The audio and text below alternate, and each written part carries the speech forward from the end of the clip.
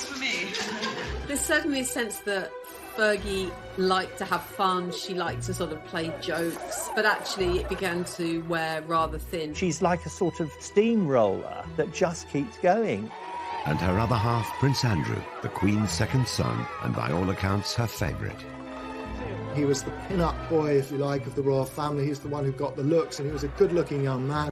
Together, they make up the most controversial couple in the royal family.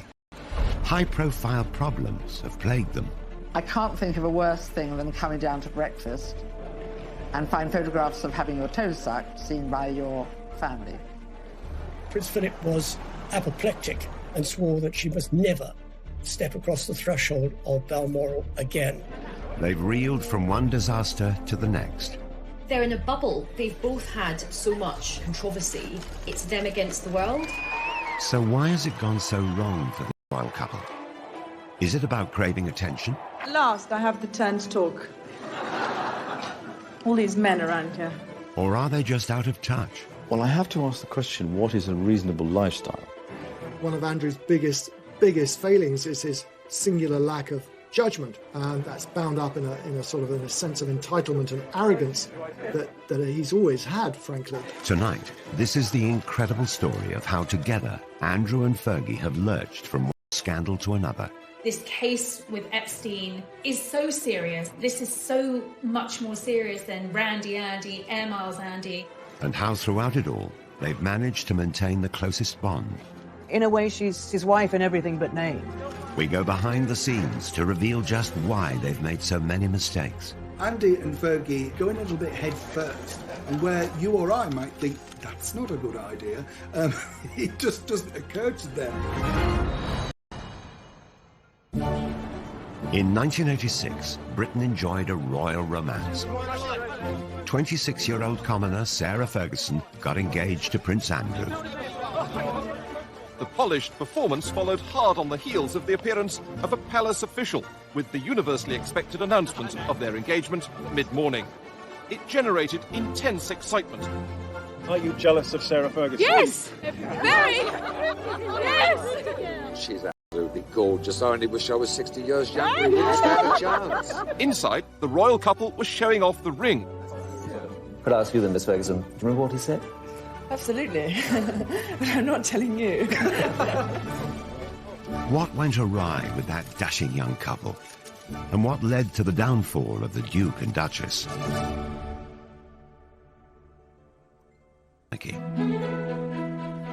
Her father, Major Ron, was polo manager, initially to the Duke of Edinburgh and later Charles.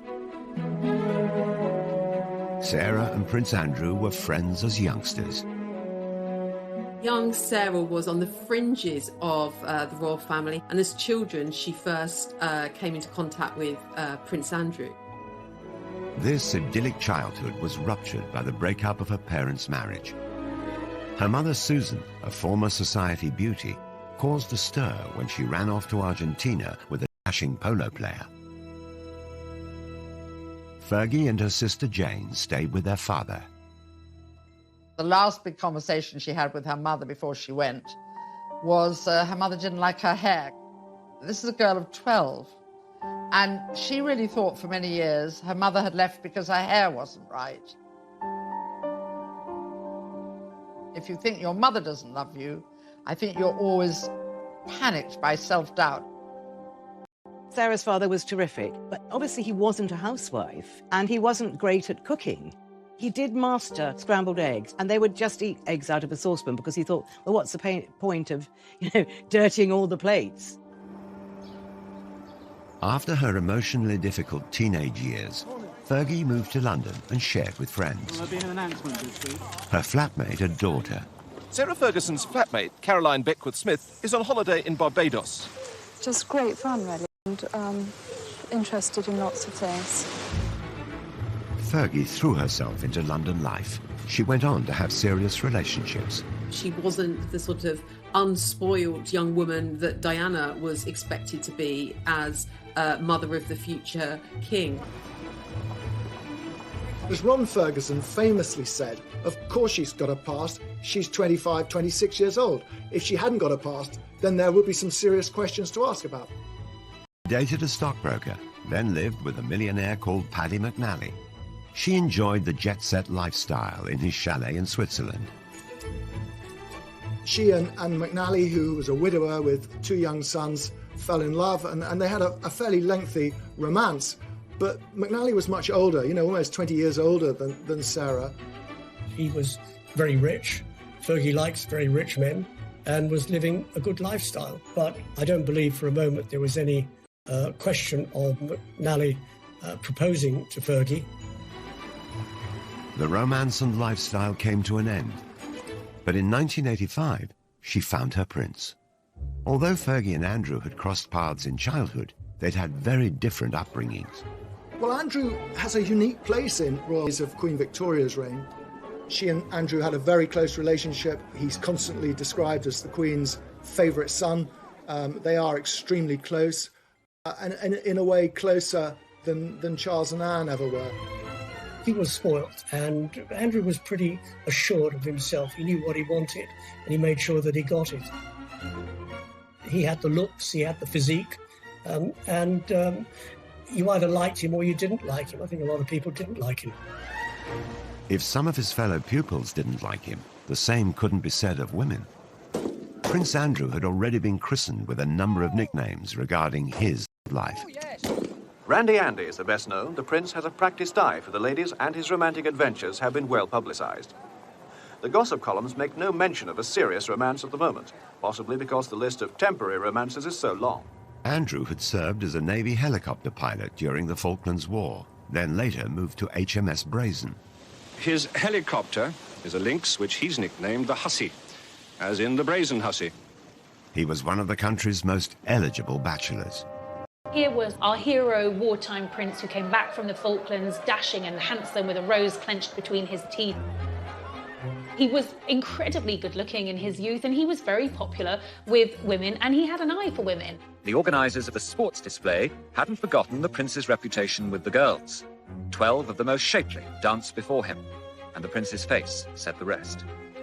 Prince Andrew had had a rather checkered love life. He'd been in a relationship for a long time with Koo Stark, the American actress. Koo was an absolutely beautiful young woman, very much in love with Andrew, but she wasn't going to fit the bill for a royal bride. Although there had been rumours of marriage, the couple split.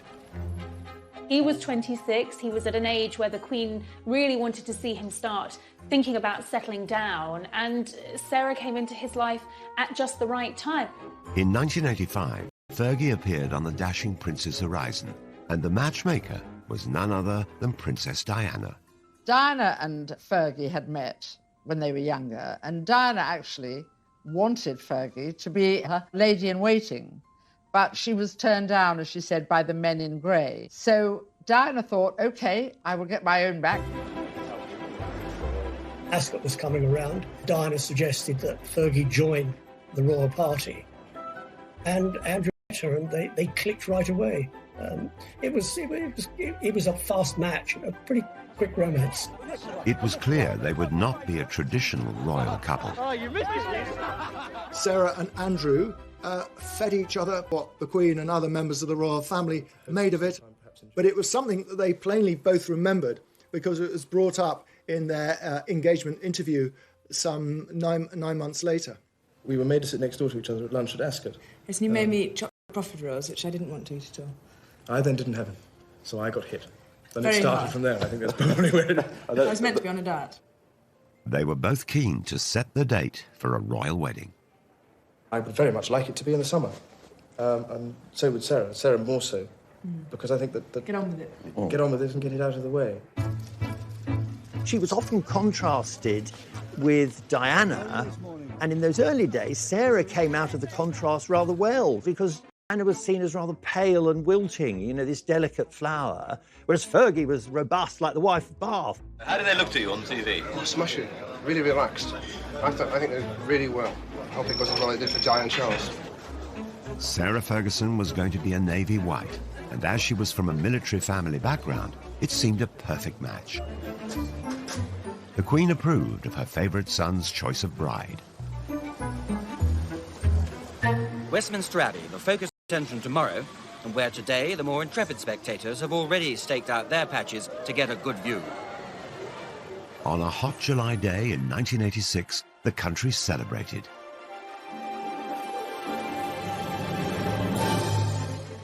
Fergie's 17-foot train had the initials A and S intertwined and sewn in silver beads. Everybody thought it was stunningly beautiful, and as she always said, I walked in as a commoner and I walked out as a duchess. A bit of a fairy tale, that, wasn't it? I mean, it's Cinderella, you know. At this precise moment, Sarah Ferguson became Duchess of York. They come out of signing the registry and a royal bride and groom curtsy to Her Majesty the Queen. A lot of brides have been quite sombre at that moment. Fergie's giving a big smile to the Queen, and the Queen, I think, is smiling right back. So there's that feeling this is going to be fun. Even on her big day, it was clear that the new bride was going to create waves.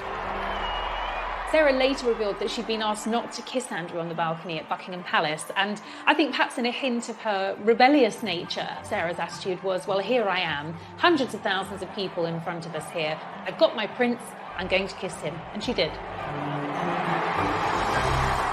Others were not as impressed by the displays of exuberance. I was commentating at the time at the wedding, and when they went behind the altar screen to go and sign the registry, they were larking about a bit, and I said to my co-commentator, that's a marriage that's not going to last. Press and public adored the new, fun, unfussy couple, especially the all-action Duchess. I think that their brand and their image was really positive. Creating a positive impression enables you to kind of influence and effectively manage your reputation. The newest arrival typifies the greater freedom of the young royals, becoming the first royal duchess to get a pilot's license, complete with very un-Biggles-style hair grips. I was absolutely in love with Sarah Ferguson as a wee girl. I thought she was just so refreshing. I think they had this amazing honeymoon period. They really were the golden couple, and she was really seen as a genuine breath of fresh air. The Yorks weren't just a hit at home. The following year, the couple embarked on a 25-day tour of Canada. Their tour of Canada went extremely well. There were tens of thousands of people pouring out wherever they went. They wanted to see the new bride, they wanted to see the new bridegroom. It was a terrific tour, that tour to Canada, 1987. I was on it, actually, and it was a great privilege to be there. They were hugely popular. They were enthusiastic. I think that's what the public reacted to. They weren't there just to cut the ribbons at the opening of things and say, how nice to meet you and have you come far, but actually engage with people. I could not go through a whole tour, letting my darling husband of a year and a day do all the public speaking. So we agreed, for once, that I should have the last word tonight. The Yorks were like no other royal couple before, more relaxed and far less serious. You make us feel so at home here. And I'm just a little bit sad that number 99 of the Edmonton Oil isn't here to meet me tonight. But the fun times did not last long. Stormy waters soon appeared for the Navy wife and the handsome prince. She was a very passionate woman, and, you know, within months, weeks of marrying, she found her husband was away all the time. And Fergie's desire for attention started to grate with the public. All that her natural charm that had been celebrated initially began suddenly to be seen as rather unsophisticated and inappropriate.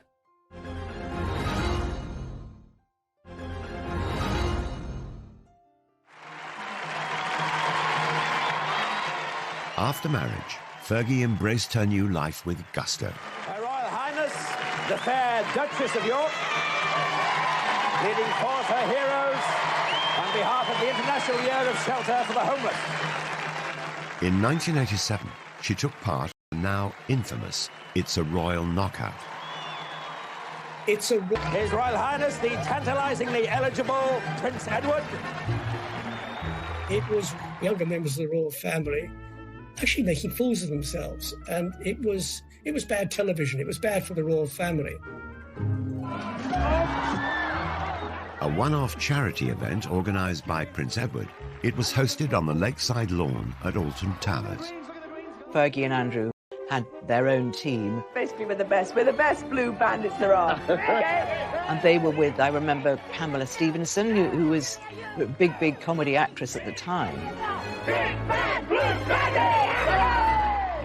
And it was just crazy.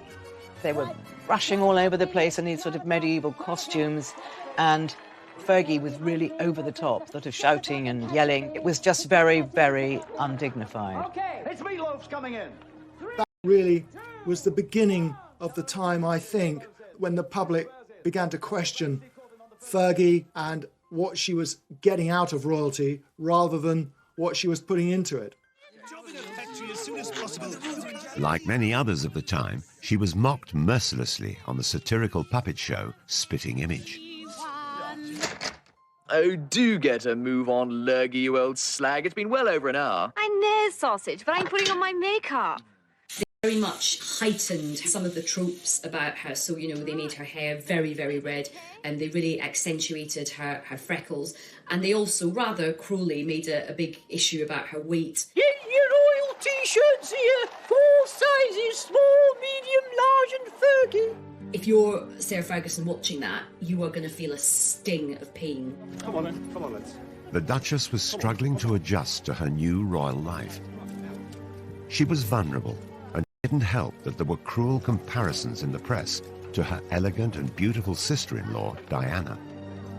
Sarah's always had a weight problem. It goes up and down with monotonous regularity, and the media always drawing comparisons between Fergie and Diana. Diana looking very sort of slim, beautiful. Fergie not looking so slim, not looking so beautiful. Very difficult and very unfair. As the media coverage turned negative, Fergie found herself getting flack from all sides. She came in for some criticism for liking the product too much. This barrel's for me. Come on, baby. The honeymoon was over. Royal Yacht Britannia, Royal Yacht Britannia. We wish to welcome you to the port of Long Beach, Los Angeles, on behalf of the entire group here. In 1988, the couple visited California. Hollywood loved them. Your Royal Highness. But the UK press didn't. The previous Canadian tour had been a triumph, but this trip was branded tacky and excessive. They felt she was trying just a bit too hard. The USA tour was really still the same Sarah and still the same Andrew, but there was a slightly brash thing. I mean, I remember she was wearing an outfit one day and she said, check the back of the hair. On the tour of America, she was too loud. She was perceived as being not what a royal should be. And I think the damage done on that tour to her reputation dogged her ever since. Cream cakes and I don't see eye to eye. Really? I'm savoury. And sausages. Oh, sausages? Yeah, The Duke and Duchess were 20 minutes late because when they left the yacht, the Duchess's hat blew off. And on this day, the hat was particularly important. Again, Fergie's confidence and lack of inhibition of protocol made headlines. At last, I have the turn to talk. She confidently dealt with a heckler. All these men around here. There was one occasion at a dinner, there was one particular senator, and he'd probably had one too many drinks, and he kept on calling out, "We love you, Fergie, we love you, Fergie. Love you! And she just sort of retorted. I'll see you later. The British media thought it was the wrong thing to do. It was the wrong sort of reaction. I think she handled it particularly well. What is it? If Sarah Ferguson's quip didn't win over the stuffy press, then her over-familiarity with them didn't help her cause either. At a swish reception, she divulged intimate details about her clothes. For that tour, she was head to toe in French couture, and joked to the press there that she was wearing Marks and Spencer's knickers. This is not what you're expecting the Duchess of York to say. And remember, the previous Duchess of York had been the Queen Mother. So you're talking about a changing view of the royal family. You're talking about the country changing. They want them to be up on a pedestal, but then when they say something like that, they think, oh, you've slipped down from the pedestal. Back home, the continuing attention-seeking gaffes didn't go down well, and the press began to worry Fergie was somehow leading Diana astray. They certainly That Fergie liked to have fun, she liked to sort of play jokes, but actually it began to wear rather thin, and she was seen increasingly as a bad, unsophisticated influence on Diana and Prince Andrew, and something of a loose cannon. The Royal Duchess and Princess Diana were caught larking around at the races. There was an iconic picture of them at Ass behind. It was a great shot. But I think, obviously, that was another opportunity to say, you know, she was a bad influence on Diana, which it actually really wasn't true. Never learn, do you? Fergie had a love of foreign holidays, particularly skiing. She's renowned as the finest skier in the royal family, and today only the best amongst her party could keep close to her. Can't get any closer, we'll fall over. Hang on a minute, we're just doing this thing. In Switzerland, the two royal couples posed for the press. Again, it looked like the Duchess was a poor influence on Diana. They were on a slope of a mountain, and I think, and it was snowing, and Diana was slipping a bit, and then Diana and Fergie slipped into each other, sort of on purpose. Oh, these pictures you've got. They were really larking about, and they were just wonderful pictures. Did you get that? And then Charles got annoyed because he thought it was undignified. That came back to haunt Fergie, those photographs. It wasn't all bad press. So have you managed to name your baby yet? No names. Was it quite an ordeal yesterday? It was a long time, wasn't it? It was a long time, but she came through it very, very well. You looked very worried earlier in the day, sir. Ah, that's because I was on my way to the dentist. So, 2 years after their marriage, the Yorks celebrated the birth of their daughter, Beatrice. Eugenie followed 2 years later. God save the Queen! Our wishes to both the baby, to the father and the mother. But the happy family didn't last long. Prince Andrew was away at sea for many weeks of the year. His posting follows 3 months of specialised training, and the Duke will now lead a flight team aboard the frigate for around 18 months. In the early years of their marriage, Andrew was serving as a naval officer, which meant that he was frequently sent away. And for Sarah, that meant being at home at the palace on her own for long periods of time. And in fact, she later recalled that she got to see her husband 40 days a year. The rest of the time, he was absent. It's terrible. I mean, you're going away and leaving what you love behind. It's a fantastic job for a single man. It's getting less and less so for a married man. The new mother was lonely and lacking support. In 1992, private photos surfaced. A cleaner found a set of holiday snaps showing the Duchess and her 2 children with a Texan, Steve Wyatt. Wyatt was handsome and attentive. The pictures had been taken some 2 years previously. There's a picture of Steve Wyatt, and then there's Beatrice, who's just got bathers on, and they're obviously somewhere hot. And suddenly people think, who is this man? And so then the stories start. Eve Pollard, a tabloid editor at the time, was contacted by a mutual friend of the Duchess. A very old friend of ours rang us up. He said, I wonder if you could come and give a friend of mine a bit of advice. So we turned up in his lovely studio in Mayfair, and there she was. We tried to say, you know, you've just got to be careful about any photographs. If you go out with anybody while your husband's away, it should be a crowd. And she was, at that time, I have to say, very, very unhappy about the fact that she was alone. Gossip of affairs circulated in society circles for months. She was also getting a lot of flack from the royal household for behaving, as they saw it, inappropriately. So everything was mounting up against her, and I don't think Andrew was there to really back her up. And then along comes Steve Wyatt. It was the beginning of the end for Fergie and Andrew.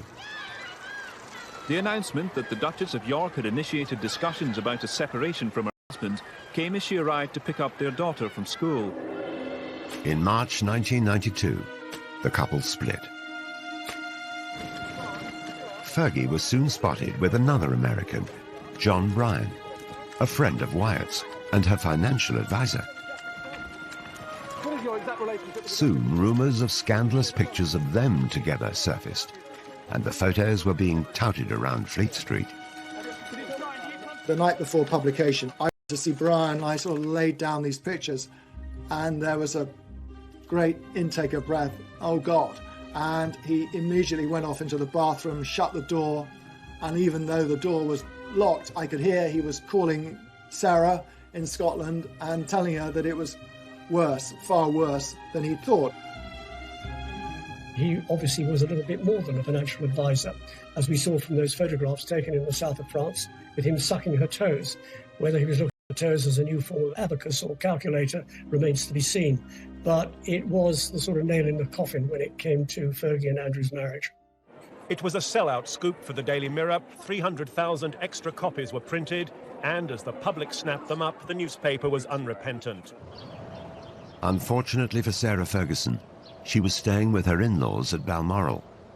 The papers were all laid out for breakfast. Sarah took one look around the dining room and thought, "There, but for the grace of God, go the lot of you. I'm going." So she went back upstairs, and obviously she had to see the Queen. And the Queen, remember, these two are fairly close, and the Queen was furious with her, just furious. She fled the castle and the press. No longer the luxury or privilege of an aircraft of the Queen's flight, for the Duchess just an ordinary scheduled flight to Heathrow. It spelled the end of Fergie's life as a royal, and that was absolutely devastating for her. It was never how she had expected things to turn out.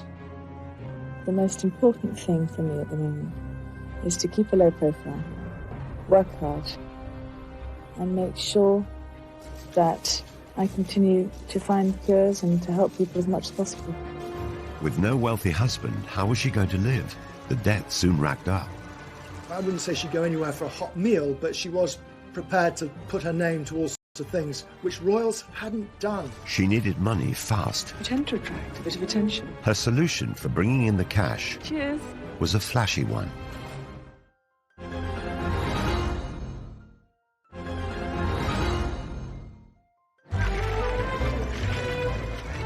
The Duke and Duchess of York announced their divorce in May 1996. By August that year, Sarah Ferguson was no longer able to use the title Her Royal Highness.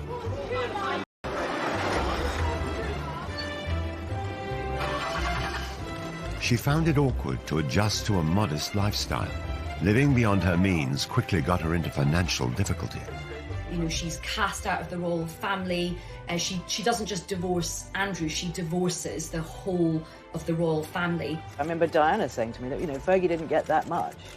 You know, she really didn't. And that's why she had to work so hard. And she had to keep coming up with new ideas. In typical fashion, she made light of the negative press. It really bugs me that every day I have to read that I'm a millionaire 3 times over. Cool, I tell you.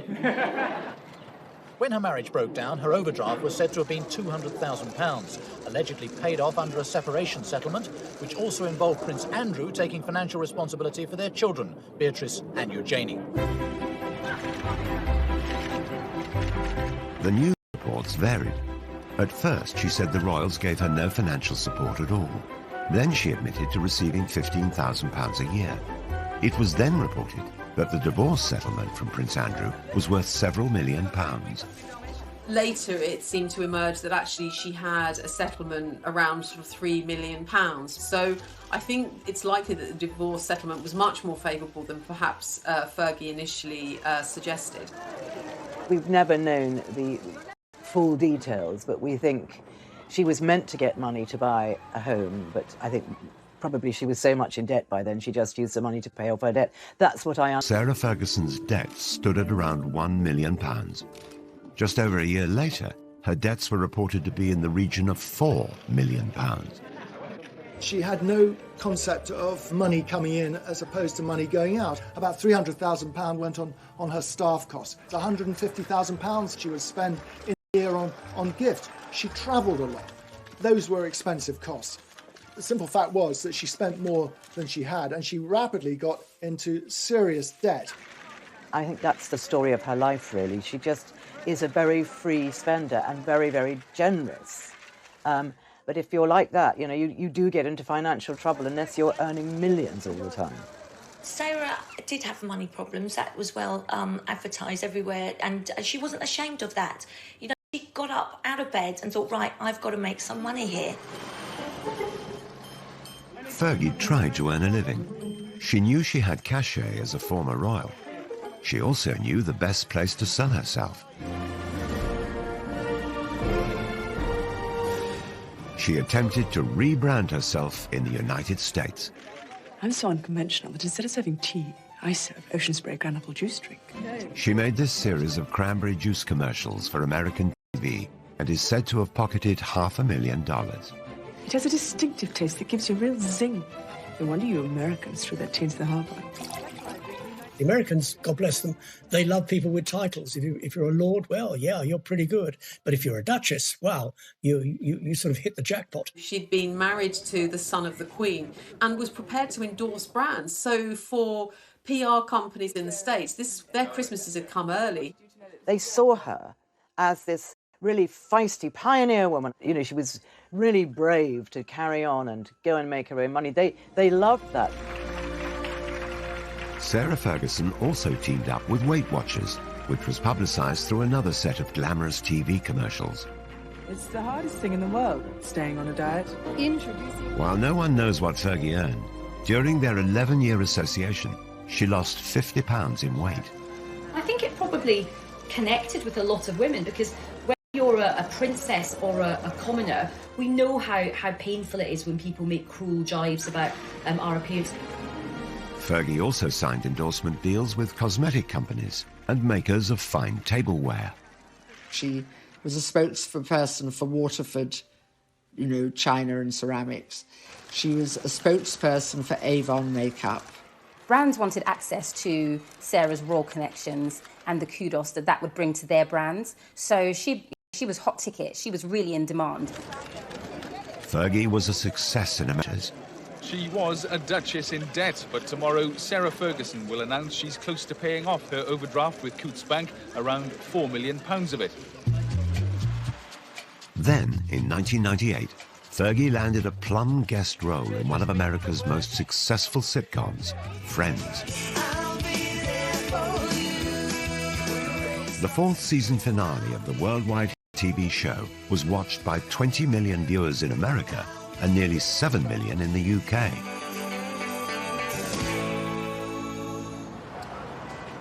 Filming brought the Friends cast to London for a major wedding storyline. The character Joey photographed Chandler outside Westminster Abbey. Then who should turn up among the stars but the Duchess of York? They may call it a bit part in the business, but she could have been paid as much as £900 for an hour's performance. Jay says you don't really like his hat, but I think it's kind of dashing.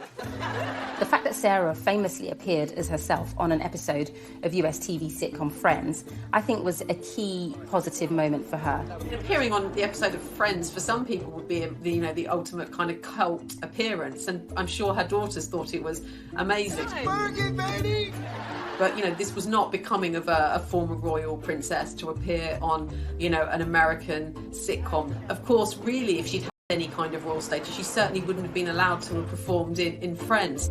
I think actually out of all the TV projects that she did, the British public warmed to her for doing this one. This wasn't hugely embarrassing. Even so, Fergie had profited from her royal status. The royals put their names to organisations and charities. Sarah was using it to make money, which upset the royals terribly. Making money from her royal status was one thing, but Fergie went a step further and cashed in on the story of her royal private life. The fact that she went out into the commercial world, as long as she wasn't besmirching the royal family, wasn't trading on secrets and telling stories out of school, that they had to live with it. But as soon as you start sort of saying things that patently aren't true, then that is upsetting. Sarah Ferguson published her autobiography, My Story, in 1996. She told the world that she'd been made to feel unwelcome in Buckingham Palace and revealed secrets about the breakdown of her marriage to Prince Andrew. The Queen is said to have been particularly displeased, as is Princess Margaret and Prince Philip. So the real big guns in the royal family are really, really upset by all of this. A new book meant a promotional tour, and Fergie was back off to America. You're sitting in the palace and you felt a sense of hatred for yourself. That doesn't compute in our Princess Cinderella Duchess mind. You understand? Okay, so that is the fairy tale. It is the fairy tale. But then comes the realism that you actually you didn't marry to get the fairy tale. You married a man. You fell in love and you married the man, and then you've got to come to terms with the fairy tale. Now, there was a certain amount of sympathy for her in the United States. Poor Fergie, whinging about how she was badly treated at Buckingham Palace, which is a bit rich, but Buckingham Palace weren't going to react to that. So when you moved into the palace, were you surprised? I mean, the way you described as you describe it in the book, I'm thinking it's a little dark room down the hall at Buckingham Palace. Yes, it's on the second floor. It's all burgundy and very dark. And the light bulbs are only 30 amps, so they don't put any light. Not only was she cashing in on her own royal status, she was lifting the lid on being inside the royal family, letting the public in, and that's a big no-no. Despite selling her royal secrets, Fergie remained on good terms with Prince Andrew. His active service in the Navy was coming to an end, and a new, controversial chapter in his life was about to start. Since 1997, he's worked in London for the Navy's diplomacy unit. Now that he's on Civvy Street, Andrew is going to be a roving ambassador promoting British trade overseas. Fergie's ongoing quest to make money played out in the media. But there were more PR disasters on the horizon, and this time, a scandal of epic proportions. She'd done something very, very stupid. I think she really had to lay her soul bare in order to sort of exonerate herself from what she'd done.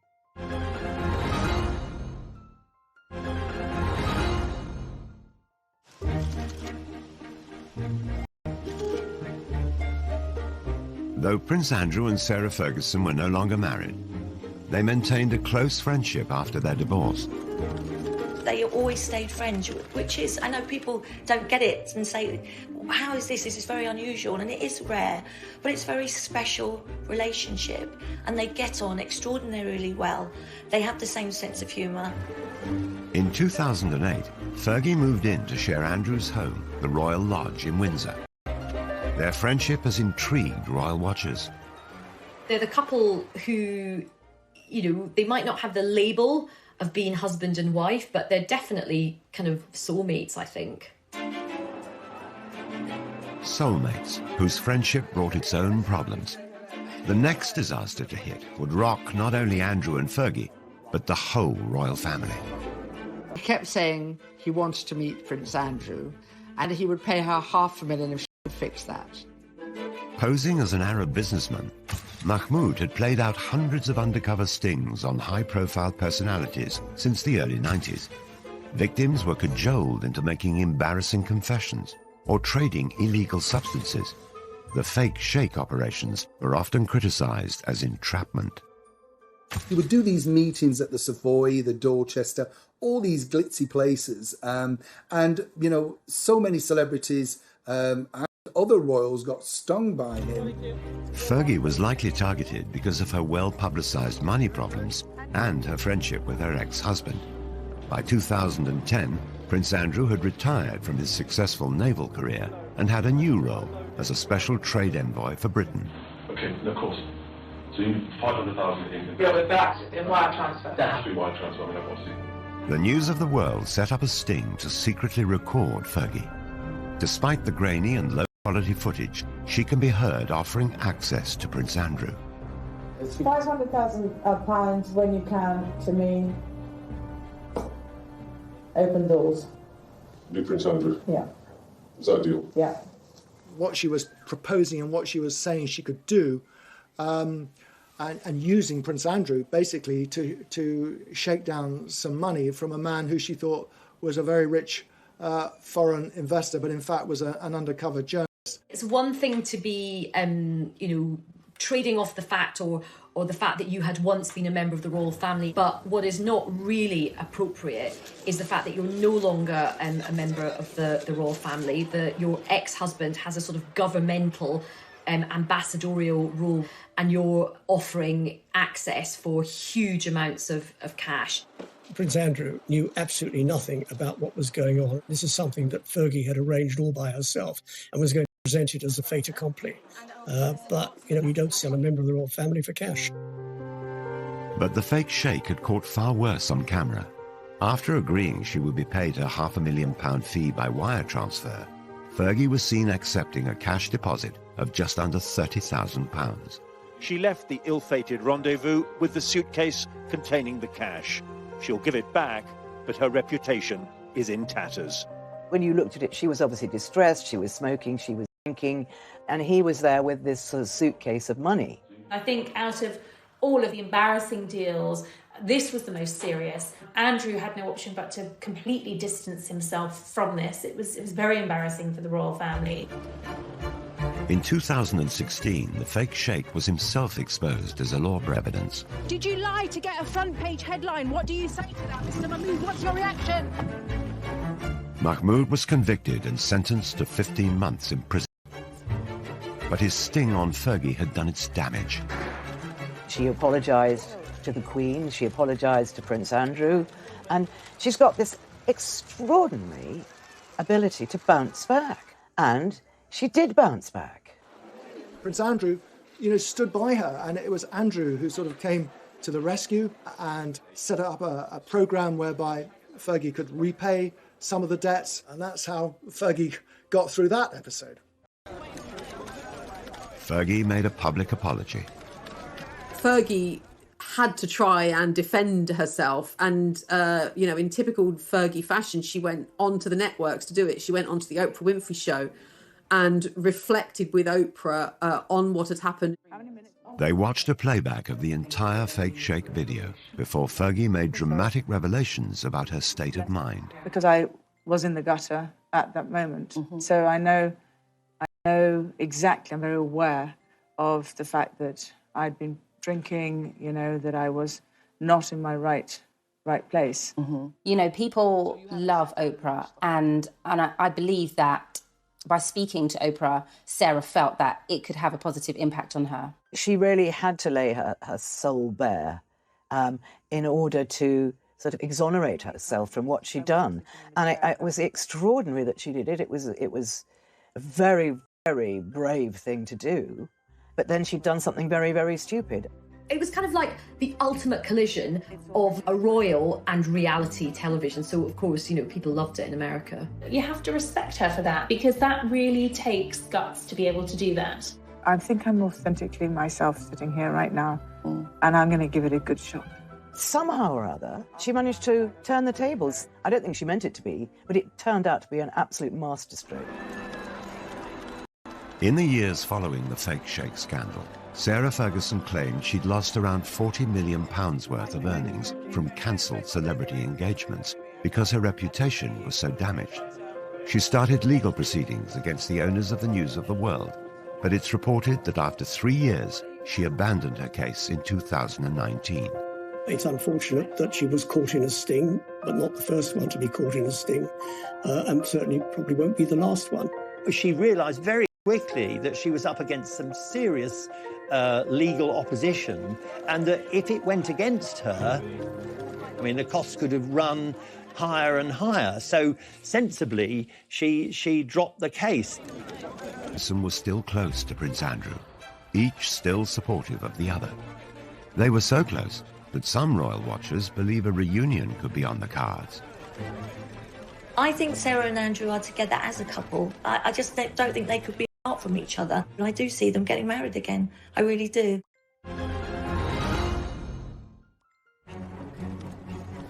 Disaster after disaster. But remarkably, Andrew and Fergie remained close.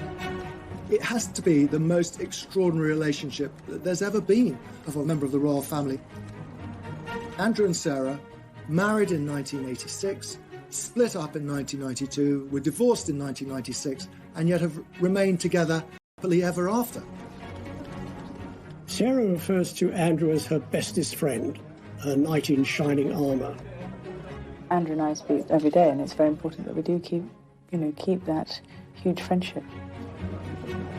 They may have divorced 24 years ago, but the pair still live together. They have their holidays together. They have a home they bought together in Switzerland, a skiing lodge, and in fact, they now spend most of their time together. It is interesting that neither of them have really found anyone else since their divorce. And I think even though they're not formally married, I think they kind of are together, like in an emotional sense. Their intertwined lives have raised many questions about their relationship. There are constant rumours and endless speculation about the possibility of them one day remarrying. And I think largely fuelled by the pair of them speaking so openly and fondly about each other. No, we're not married, and, you know, we're very happy with the way things are. Nothing going on there? Carl? I don't know. No, I mean, as people have if. needs. Really? I think Sarah and Andrew are together as a couple. And I do see them getting married again. I really do. But Fergie has repeatedly embarrassed the royal family. So could she ever be accepted back? Fergie did upset a lot of people. I mean, chiefly among them, I would say, Prince Philip. You know, nothing would ever happen while the Duke of Edinburgh is still alive. Such is the grudge that he still bears against Sarah. Fergie may never be able to win over her former father-in-law, but it does appear that the Queen is slowly welcoming Fergie back into the royal fold. Queen still has a soft spot for Fergie, and very occasionally Fergie's invited up to Balmoral. After the Duchess was excluded from William and Kate's wedding, a sign of acceptance was the invitation to Harry and Meghan's. She was ousted for a long time, and I think she found that very sad. Regardless of their marital status, the Yorks continue to present themselves as a family unit. The Prince, Fergie, and the two princesses, and all four attract ridicule. How do I look? Like a puppet of the bourgeois oppressors? Perfect. See you later. I mean, Beatrice's hat, which was unusual, was compared from everything from a loo seat to a pretzel. Just like her mother, Beatrice shrugged off the ridicule and put the hat up for auction, raising £81,000 for charity. It's also been noted that the princesses have inherited their parents' love of the high life. Beatrice and Eugenie seem to spend an awful lot of time travelling at someone else's expense. Usually it often involves private planes or luxury boats. But they do both now have full-time jobs. Beatrice is a vice president for a software company in the States, and Eugenie has a senior position at an art gallery in Mayfair. They want to work. They don't want to be accused of being lazy or leeching off the taxpayer. Fergie and her daughters sought the attention. Prince Andrew, on the other hand, had grown up to simply expect it. He was a prince and wanted to be treated like one. On leaving the Navy in 2001, Prince Andrew took on a new role. He was given a pretty plum role. He was made a special representative for trade and investment, which essentially saw him travelling around the world representing Britain. At the beginning, it was all going very, very well. And people were quite interested all over the world, meeting the Queen's son. Where he fell down is that at the end of the day, when work was over, he went off to play. But you don't play at the taxpayer's expense. It was noted that his trips abroad, supposedly on government business, seemed to go via ski slopes, top golf courses, and other exotic locations. He wasn't called Air Miles Andy for nothing. You know, this is the man who saw fit to take a helicopter ride from Windsor to Kent to play golf at a cost of £5,000 to the taxpayers. The Duke's travel expenses were £4 million during his decade in the role, and his security costs another £10 million. What is an extravagant lifestyle? Travelling by private jet, using helicopters when you could take a train. But it is again, it is the maximisation of my time for the best value for money, and that's the way that... Terrible publicity for the Yorks. Once again, they appeared to shame the royal family. He can't sort of, like his wife, he can't step outside himself and say, how does this look? It did seem to become a little convoluted between what was for Britain and what was for Andrew. Prince Andrew was plagued with controversy. 2007, the Duke and Duchess of York's marital home, Sunninghill Park, was sold. It had been a gift from the Queen, and the unusual circumstances surrounding the sale prompted further criticism about Andrew's business dealings. When their marriage broke down and it came to selling the house, it took a long, long time, and Andrew was desperate to sell it because he needed the money. I think it had been on the market for several years. Quite remarkably, he managed to sell it to a Kazakh billionaire who not only bought it, but bought it for £3 million over the asking price. The buyer was the son-in-law of the former Kazakh president. He paid £15 million for the property, despite then apparently leaving it empty for 8 years. Not a brick of it remains to this day. It was bulldozed to the ground. It was later reported that Andrew had tried to help the Kazakh oligarch become a client of Coutts, the bank used by the royal family. And the controversy kept on coming. It appeared that the prince simply didn't care what people thought. From his meetings with Colonel Gaddafi's son to holidays with a convicted Libyan gun smuggler. He seems to delight in these relationships, and it's said it's because he's very much drawn to power and wealth. But one of Andrew's friendships would prove more damaging than them all. I mean, this is so much more serious than Randy Andy, Air Miles Andy. And this is a criminal case.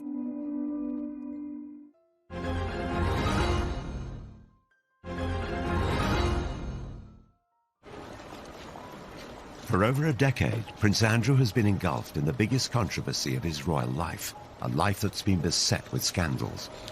He met Jeffrey Epstein around about 1999 through Ghislaine Maxwell, whom he'd known for years. Ghislaine was a girlfriend of Jeffrey Epstein. Epstein was very, very anxious to have somebody like Andrew as his friend because, you know, he's got a real-life prince. And it gave him so much kudos. I think around about 2000, he went to St. James's in the British Virgin Islands on Epstein's private jet and had made several trips. The high life was what attracted him to Ghislaine Maxwell, and he invited her to parties at the Palace. He invited her shooting at Sandringham, always with Epstein in tow. 2 months before Epstein attended Princess Beatrice's 18th birthday party, a warrant was issued for him over the sexual assault of a minor.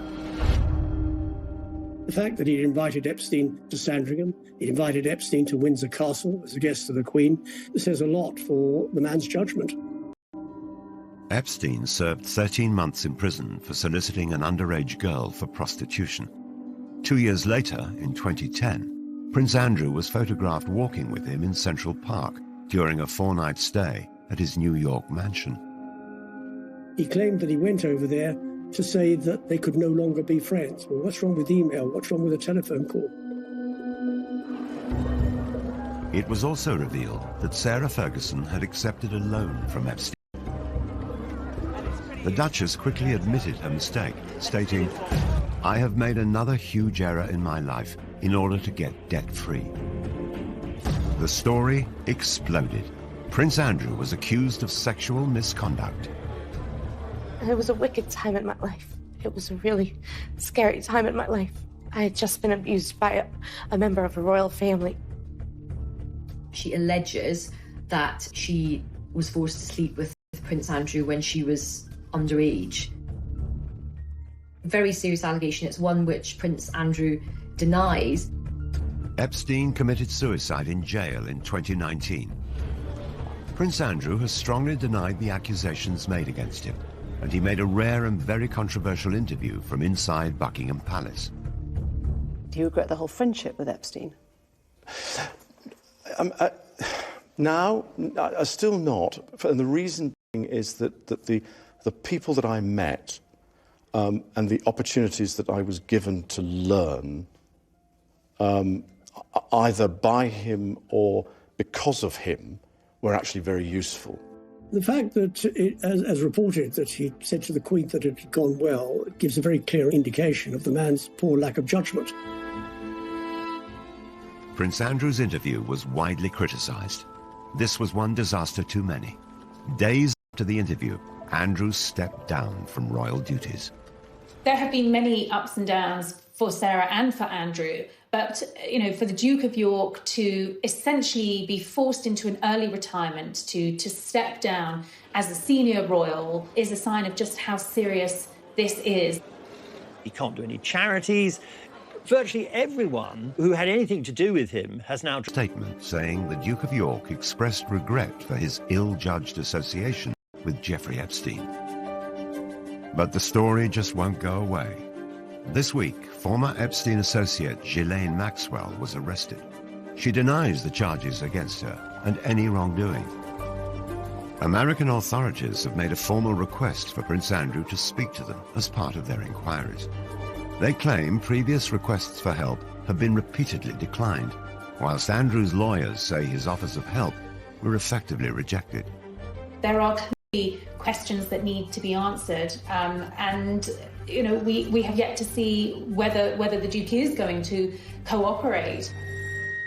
There are precious few people standing by him, I have to say. As time goes on, more and more of Andrew's support has sort of melted away, but there is one solid support, and it's Sarah. Sarah Ferguson has defended her ex-husband in television interviews, newspaper articles, and on her social media.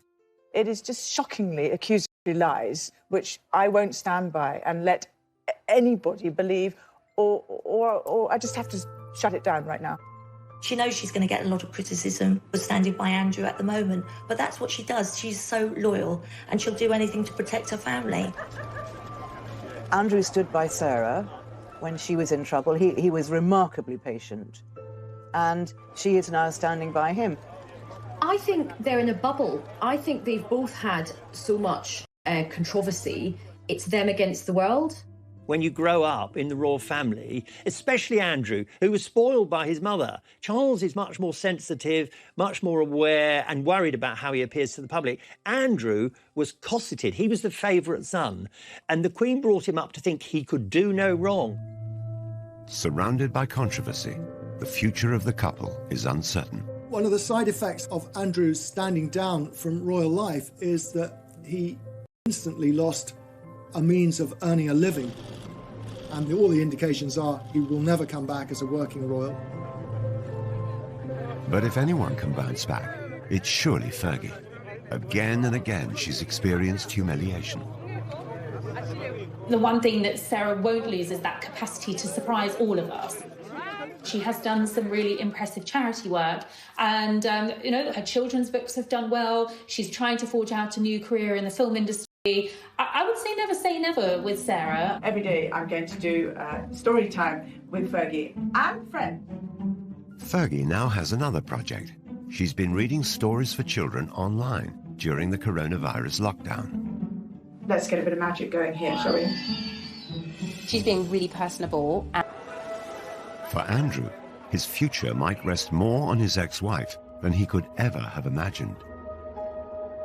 Only recently there was a picture on social media of himself and Fergie packing together lunches to deliver to local nurses and stuff. So he's trying to do some good. But again, whatever you put up in this situation is ridiculed. Will it ever be possible for Fergie and Andrew to shake off the mistakes of their past? The scandal from Prince Andrew and Jeffrey Epstein is so toxic, and I do feel that is going to kind of tarnish her. The fact that she's still so close to Prince Andrew, I think that is going to have quite a limiting effect on big future sort of commercial projects. The story of Andrew and Fergie is a sequence of disasters. She sought out attention and indulgence she just couldn't afford. He mistook deference for friendship, his judgment clouded by his status. Throughout, there has been one constant. The Duke and Duchess of Disaster have stayed side by side. The next chapter of their lives are going to be very, very different to what's gone before. I think they're going to have to maybe try and enjoy the simpler things in life, and to be honest, they may not have a huge amount of choice. It wouldn't surprise me at all if we get an announcement that they're getting married again. Nothing really would surprise me with Fergie and Andrew.